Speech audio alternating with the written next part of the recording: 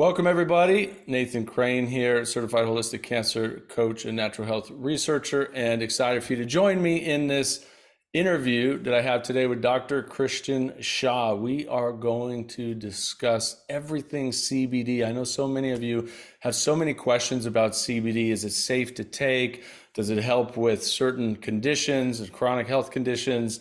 What are the benefits of it? Is there too much? Is there not enough?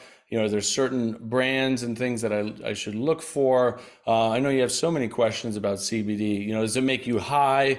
All those questions. So we're going to cover as many of these as we can in this condensed interview. And I'm excited to have Dr. Christian Shah with us here, who is a medical doctor and PhD. He's a neuroscientist, and he specializes in the clinical practice of occupational preventive and addiction medicine. He's dual certified by the American Board of Preventive Medicine and trained in integrative medicine at the University of Arizona.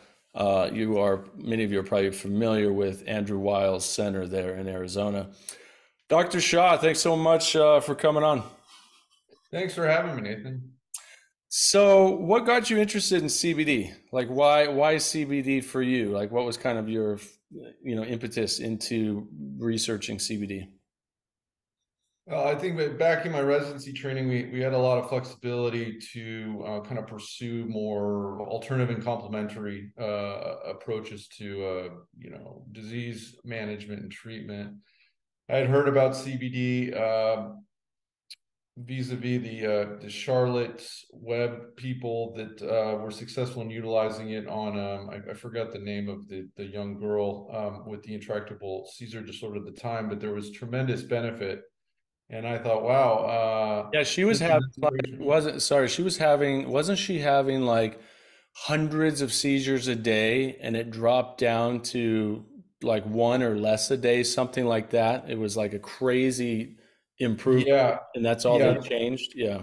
yeah. It was it's a rare childhood seizure syndrome. I think there's two of them, and again, as you said, can be hundreds of these micro seizures a day, and having her take that reduce them down to just a couple, which was something that it's not my field of neurology, but just hadn't been even seen in any kind of history in the past. And so that kind of pushed research further, and I started reading more about it just because I thought it was fascinating. So you started reading about it, so do you take CBD personally? Is it something that you personally take and recommend to others? I certainly do. I've been taking it for as soon as I was able to access, some formulations of it. And we're talking very early on in 2015, 16, where, there were a lot kind of, even the extract of CBD was a lot, you know, more full of particulate than you would have these nice clean extractions now. And so yeah, I took it. I for me, I think it's primarily to help with sleep. But we can get into all the obvious benefits you're aware of and whatever kind of interest your audience may have. Yeah, I mean, a lot of my audience is people dealing with cancer or wanting to prevent cancer. They might have chronic inflammation, also maybe other chronic health conditions. There could be some underlying autoimmune, some gut dysbiosis, could be some chronic pain, fatigue, a lot of joint issues. I know a lot of my community deals with a lot of pain, also eyesight as people age, 60s, 50s, 60s, 70s, cataracts, these kinds of things. So a lot of kind of the metabolic related conditions that we associate with aging and old, and becoming elder in life. And I mean, I wrote an article years ago, and it's still totally true to this day that, we associate all these diseases with getting old, and we've normalized them, right? We've normalized cancer, we've normalized chronic pain, we've normalized chronic fatigue. We've basically said, neurodegenerative disease and Alzheimer's, et cetera. As you age, you can basically just count on, withering away with one or more of these diseases, which is what we're seeing today. But the reality is, even though we've normalized it, it doesn't mean that that is actually normal or natural. I mean, most of these diseases we know can be prevented, and lifespan and health span can be increased significantly when we make the right dietary choices and lifestyle choices, stress reduction practices, certain kinds of nutrients and supplements and things that we can take to combat a lot of the underlying causes and conditions, which we know all of these chronic health conditions have in common is chronic inflammation, right? Whether it's diabetes, autoimmune disease, neurodegenerative disease, cancer, et cetera, they all have that underlying commonality of a chronic inflammatory condition living within the body, contributing to these diseases showing up. And that's what, a lot of the research I've done on cancer and also in CBD is looking at the anti-inflammatory effects of CBD as well as the antioxidant effects. Can you talk a little bit about, some of those, what the science says about that and what you found out about it? Well, as you very articulately stated, attacking kind of the disease burden process over time really is a complementary focus when you're looking at stress management, dietary intake, exercise, and of course these kind of emerging herbal supplementations. For example, CBD would be helpful in that, with the common goal, I think, of enhancing your immune system while at the same time reducing the inflammatory burden really on a daily basis. So there at this point, I think the mechanisms still continue to be elucidated in details that are beyond what I've read in recent months. But the CBD has a combination of a neuroprotective effect, an anti-tumorigenic effect, so it will actually kind of inhibit tumorigenesis, and it has a combination of an anti-inflammatory effect, but also it activates certain aspects of the immune system. And so if we focus, for example, on a specific area of your interest, cancer, I mean that's a combination really of a breakdown of immunosurveillance, right? So you have less of your immune system able to kind of search and destroy these tumor cells. Then a lot of that goes hand in hand with this increased inflammation, and so you would really see CBD acting in multiple different mechanisms in just that one area of disease, where it would have this kind of anti-tumorigenic, apoptotic, meaning stopping the cell death of kind of these cancer infected cells, and reducing that kind of an inflammatory burden. One other example, and I'll turn it back over to you, is there's a lot of interest more from a guy that you may or may not be familiar with, Ethan Russo. He's an MD neurologist. He actually, not to hold it against him, but he was the chief medical advisor for development of Sativex, the medication used that kind of mirrored the natural CBD Charlotte Web prep for the seizure disorders. He's written extensively. He's probably one of the most knowledgeable individuals on the planet of cannabinoids, from more a medical doctor's perspective. And it seems from his perspective that a lot of benefit of CBD will come in neurodegenerative disorders, probably because of this neuroprotective slash anti-inflammatory aspect. Now, with CBD, from what I understand, you don't need, so for people who don't know, give a little context, right? CBD comes from the cannabis sativa plant, basically marijuana. And, marijuana has multiple constituents within it, CBD being one of them, which is non-psychoactive. So you can take CBD and get all of these benefits. You're talking about anti-inflammatory, anti-tumorigenic, apoptotic. There's antioxidant, right? There's a whole bunch of benefits in just the CBD itself. Now, the THC, which is where you get the psychoactive effects. There are additional benefits from that as well, right? And then I've seen studies where actually combine when you look at both of them together in the whole plant form, you get even other synergistic benefits. But from what I understand, the research I've read, and in my own personal experience using CBD over the years, like I use it at night for sleep as well, and I notice a significant difference. Um, is that you get those benefits from the CBD even when there's little to no THC, so there's no psychoactive effects, but you're still getting those additional benefits, right?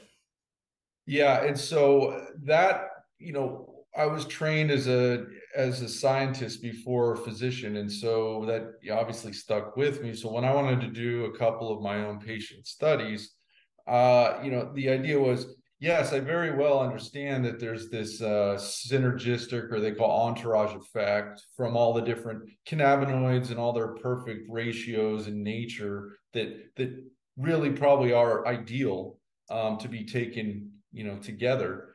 But in order to prove that one molecule actually has that effect, my thought was, well, we gotta start there. That's, how you have to do the research, because otherwise, how do you identify what the effect was from? So I started producing formulations that were just CBD only, just the isolate that would be resuspended in, essentially an organic coconut oil, right? Um, and so I was able to show a dramatic reduction in inflammation in patient, um, and markers like CRP, for example. It's kind of a generic inflammatory marker from blood testing.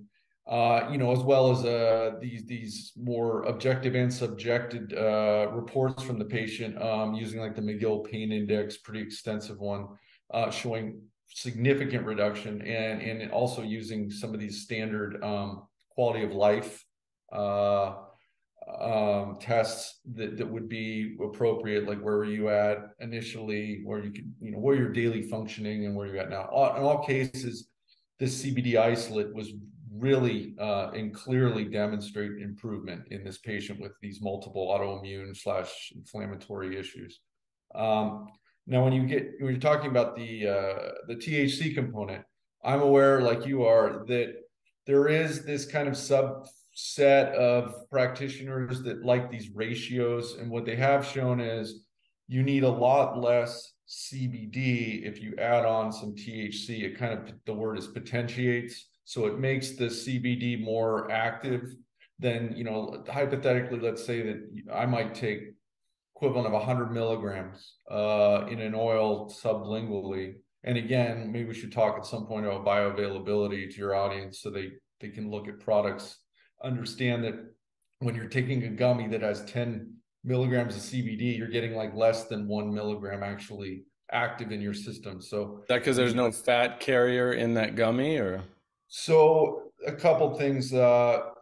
Bioavailabilities are where, is what's the active amount of that substance once it's in your system, in your blood. For example, different routes have lower levels of bioavailability. So IV would be close to 100%, followed by inhalation. Uh, Sublingual is about 30-35%. Through the gut, oral is only with CBD 6 to 8%.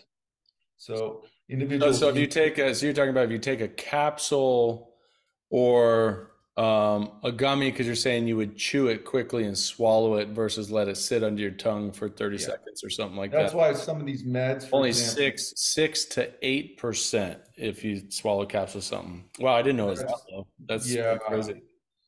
that's why there's it's annoying, because people would like to take more oral. The pills are more popular than having to do this tincture, but you're looking at a difference of 30%, Yeah, by that's just huge. having it sit under and absorb in the kind of the buccal pathway. But putting Yeah, that that's together, like when I used to eat mushrooms as a teenager. We'd eat them and then let them sit in your mouth for a few minutes until soak in, so the psychoactive effects would happen. And I share that as mushrooms were actually one of the things that helped me. I know you have an addiction specialty, and I want to talk to you more about that, and we'll do a follow-up interview. But that was one of the things that actually helped me overcome the addictions as a teenager was mushrooms. But that's actually where I learned it. I mean, as a teenager, that like if you hold this in your mouth and chew it and leave it there for a long period of time, it will actually extract into your bloodstream, faster and more effective. Absolutely. It avoids these like the IV, the buccal, and obviously inhalation, so it goes through your pulmonary exchange.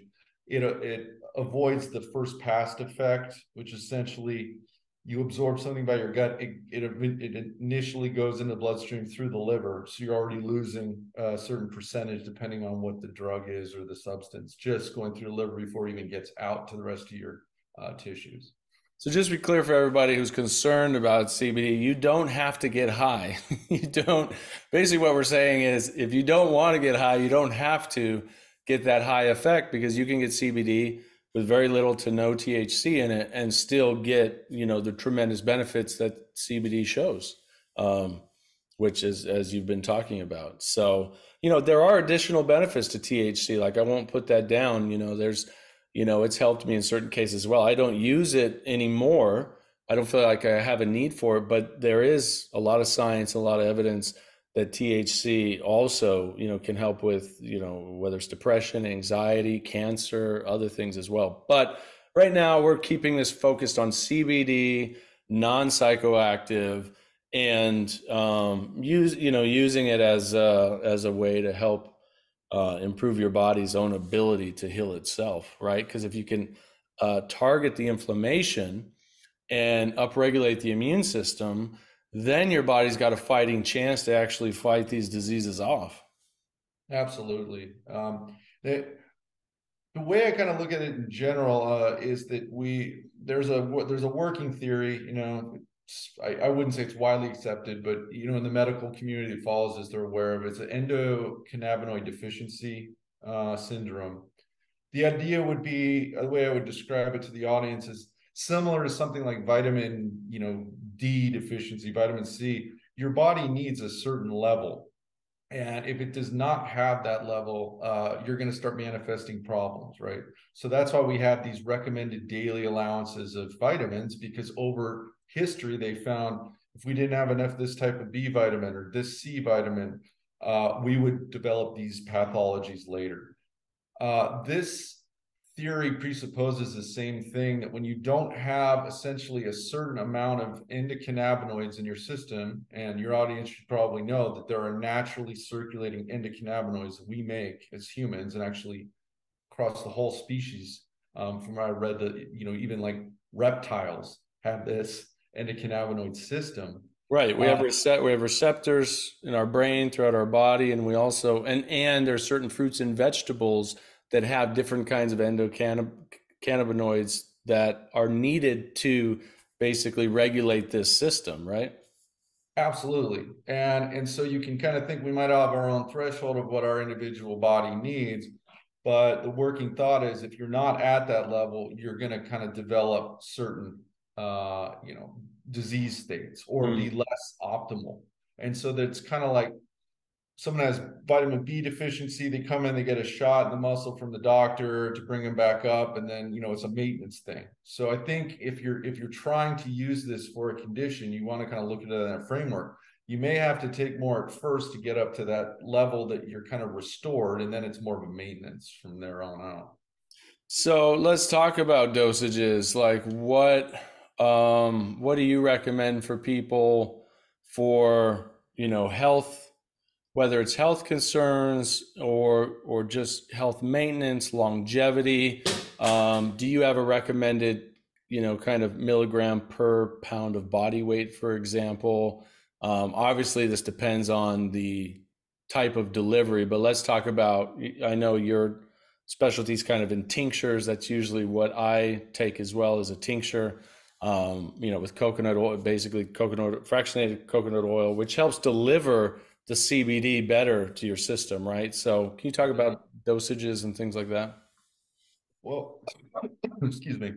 Uh, I've always been more on the side of fairly high CBD dosing.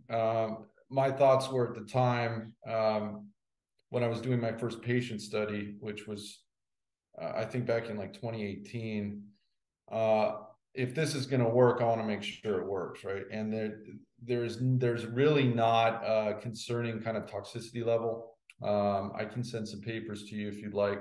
We're talking studies that have dosed humans up to 6,000 milligrams daily with no adverse effects.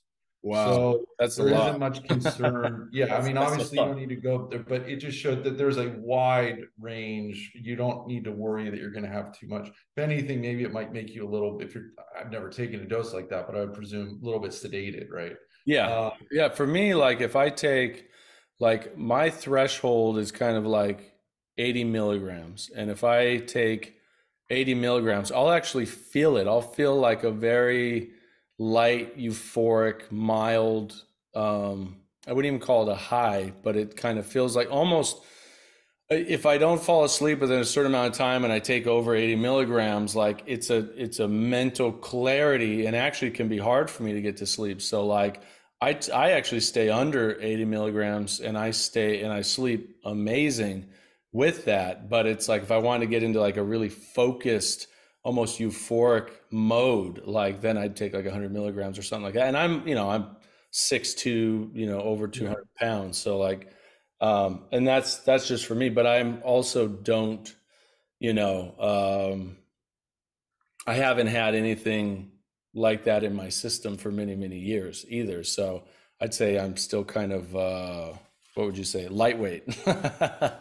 Well, I think you bring up a really good point that ultimately it's individualistic, and I have seen that, and this happens with other, we just kind of loosely call it a medication, where you'll have these kind of counterintuitive effects that some people will take a Benadryl and it's supposed to really kind of chill you out as a side effect of the antihistamine pharmacology, but they get activated, right? And you're like, whoa, what's going on? Like, why is this individual running around the room with Benadryl and they're supposed to be kind of chill and sedated? Right. That seems to happen as well in certain individuals, where like in your case, you hit a threshold where you're calm and then you get activated. So I would say for anyone, the take homes would be that you want to start out slow and kind of step up and really get in touch with your body's response to it, but you should not be concerned that there's going to be this like toxic level too. I don't think there's really a need to go over a couple hundred milligrams, but again, that's not going to, I think in the vast majority of cases, it's not going to be harmful. It's probably just going to be expensive. Yeah. I mean, yeah. If you're using CBD specifically for trying to help your body heal from a chronic disease, generally you're looking at therapeutic approach versus like a maintenance approach, right? Absolutely. Yeah. Like, So so when your patients, when you did those case studies, like what were the milligrams you were giving them? What were the dosages?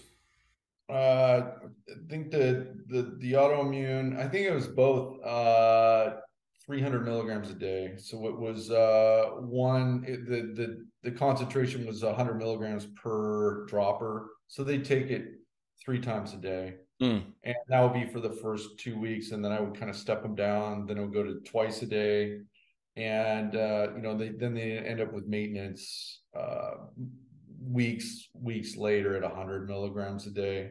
Um, what was interesting about the one case where the woman had this combined, like lupus and rheumatoid arthritis and Raynaud's. I mean, it was. I'm not a rheumatologist, but I don't think that's very common to have that much overlap.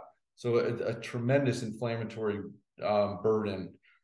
Um, she, I was traveling. She had finished the study, and she couldn't access CBD anymore. And this is at the time where you could still. There were a lot of CBD stores open. That's kind of changed. It's not as prevalent. Um, and so she came back, and I said, "Well, what happened?" So, well, I haven't been able to take it in quite a while, and my pain's come back, my quality of life's gone down. I've got these nodules on my hands, and this was what was crazy, Nathan. I said, "Well, here, I have some more. Take it for another week." Those nodules disappeared after a week. I mean, Whoa. this was not only this kind of self-reported, I feel better, my pain's down, but like some skin lesions actually disappeared. And I was like, this is the kind of study that you can't normally do because it'd be unethical to withhold treatment. But it just happened that she finished the study, and wasn't able to access it. When I reintroduced the therapy, you saw these amazing results. So that kind of blew me away. Wow, that's incredible. Yeah, and that's all, inflammatory, chronic inflammatory conditions. What you Yep. said there, lupus, it's autoimmune, rheumatoid arthritis, it's autoimmune. Like these are all, chronic inflammatory conditions. So, yeah, that's pretty amazing. So you were doing basically a couple weeks at 300 milligrams, a couple weeks at 200 milligrams, and then about 100 milligrams for maintenance after that. And that's when you saw pretty amazing results in those patients. Yeah, and it kind of it supported what we discussed earlier, the cannabinoid deficiency theory, because I think last time I hadn't talked to her in years, and she eventually was down maintaining at like 50 milligrams. Mm, So I think it kind of argues that point when you're in a disease state where you have visible symptoms of a disease, you're going to have to kind of get to the point. Like, let's give a perfect example. When I have to manage a patient that has some kind of an occupational injury, let's say a back injury, right? I'll give them a steroid as well as some kind of analgesic like a Aleve or ibuprofen or something at higher doses. You have to hit them at the way the steroid even goes. You load it up pretty high, but then you start tapering it down quickly. So I think the idea is you need to introduce to kind of take care of that disease burden a higher amount of CBD, and then you can kind of titrate down. mm. Similar to how Yeah. we manage things in kind of conventional medicine. That makes sense. So, I discovered you through a company that I was introduced to, Tree of Life, and that's how we got connected on this interview because I wanted to, hear your experience and research with CBD. I've been researching that particular company and product. And experimenting with it, and I love it because it's clean, it's high quality. There's no fillers and additives, a bunch of junk and garbage in it, like you see in all these gummies and stuff. It's a pure tincture liquid in fractionated coconut oil, which I know is really the best way to deliver it sublingually. What got you involved with Tree of Life? Why do you think that these particular products are uh, some of the best on the market? Well, I was very interested in the potential of CBD when I was doing my specialty training at the University of New Mexico, and was introduced to a group of guys that were very much in on the CBD kind of explosion early on, and they wanted to do it right. Their idea was, we want to own the farms, we want to own the extraction facility, we want to own the whole process from seed to oil. I was attracted to it, and I said, well, how do I get in just as the lowest common denominator so I can have access to potentially this great product, because I want to do my own patient studies and maybe have my own variation of some kind of a therapeutic later. So I was not going to settle for anything but top quality, and they still to this day deliver that. I would say that brand and probably like you said, a handful of others are legitimate products on the market, and consumers need to be very careful, because there's the flip side of that the FDA did all kinds of test studies and determined there was a substantial amount of their tested CBD products that had no CBD in them. So you got to be careful and go with a reputable product. That's crazy. Yeah, you go buy CBD and there's nothing in it. Yeah, It it's a reminds me of shame. stem cells. There are a bunch of doctors selling stem cells that, and then they went and tested them in laboratories and found out a bunch of these stem cells that were getting sold had zero stem cells living in them. It's so how does someone know, like Tree of Life as a company, for example, has, the high quality that you guys have? I think so I would say the easiest thing in the older days would be you look at one of these certificates of analysis, a COA, and then that's going to be able to at least give you any reputable company should have a COA on their website that reflects the batch that they are selling you. So that would be a third party lab that's going to test that product for two separate um, concerns, right? Is the concentration reported what it is, right? If they say that there's 100 milligrams per ml, is it actually true? And secondly, what are these kinds? Are there any contaminants in there? You know, are the metals? Are there, some kind of bacteria, fungus, etc. Those are kind of the two things. And so any reputable company will have an active certificate of analysis. But what I found out a couple of years ago is there were even these disreputable companies that would copy it, Photoshop it, use some other company's COA and put it on their website. So I think you have to use that as the starting point. You need to read a lot of reviews and do your homework and just sample the product and see how it works with you. Yeah, and that's what I wanted to share with our community. You know, this is a product that I've been using. I've looked at the COAs. We'll put links below for everyone if you want to check out this particular CBD. It's super high quality. You can read the testing certifications. Actually, if you click the link below, it'll take you to the page with all the info about the product and the company. And you can try this for yourself. I believe right now you have to live in the US to be able to order this online. So I apologize for our international community. But wherever you are internationally, I'm sure you could find, a good quality CBD company around you. But here in the US, this is the one I'm using and recommend right now. And if you click the link below on that page, you can scroll to the bottom. At the very bottom, there's links that says testing certifications. You can see the actual tests of these products and the results and the all of that. That's the other thing too, is like, you're going to find other different kind of cannabinoids in these products that are also beneficial and non-psychoactive, right? There's CBC, there's CBG, there's CBN. Some of them have delta 9, which has, which is a little bit of THC, for example. But these ones, from what I've seen, that I like about these two is you guys have like 0.3% or less of THC per serving. Isn't that right? Yeah, that's I think that the federal statute is if you're going to extract from the hemp plant, you're invariably going to get some THC content. You have to make sure it's below that 0.3%.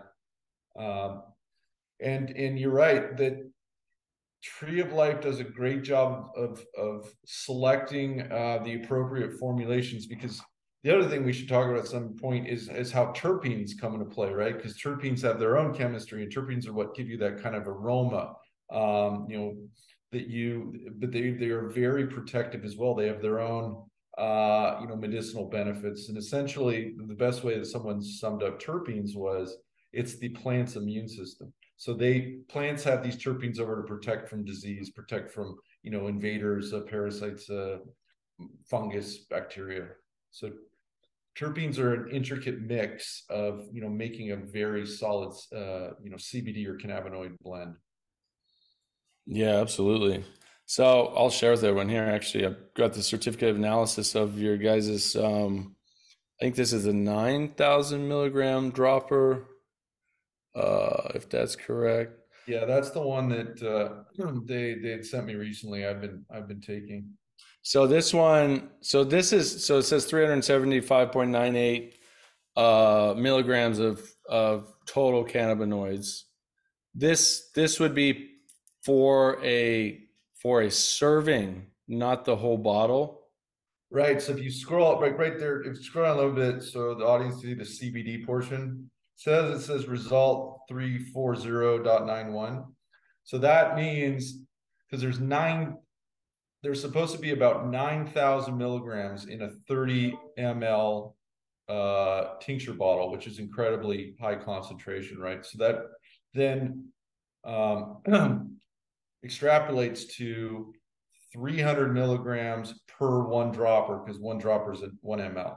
Yeah. So this is showing that it's a little higher than that. So what they've kind of detected is that you're getting about 340 milligrams per dropper of CBD. Gotcha. And a dropper in a bottle, 9,000 milligram bottle is how, One ml, and 30 it's a 30, servings or something. yeah, 30 ml in a typical 2 ounce bottle. So 30 times 340 is actually 10,200. So Yeah. you So got this some was extra above. bonus in there, actually, Yeah. which is great. Yeah, I like to see that instead of the opposite. Oh, there's 8,500. I'm like, nah, then you shouldn't call it 9,000. Yeah. Yeah. Exactly. Yeah, that's awesome. Well, yeah, thanks for taking the time today. I mean, this has been really helpful. I hope people tuning in got some good information from this and got a lot of your questions answered. If those of you tune in, you have other questions, let us know. We could, maybe bring Dr. Shaw back to answer other questions you have. But, if you've been looking for a good quality CBD company and product, or you've been thinking about or on the fence, you can certainly try this one. This is the one that I'm using, and I like it. So I recommend it to all of our community. You can click the link below for all the details. But yeah, thanks so much, Dr. Shaw, for taking the time. Appreciate you coming on and helping everybody out. Thanks for having me, Nathan. Look forward to having another discussion. Absolutely. Thanks. Take care.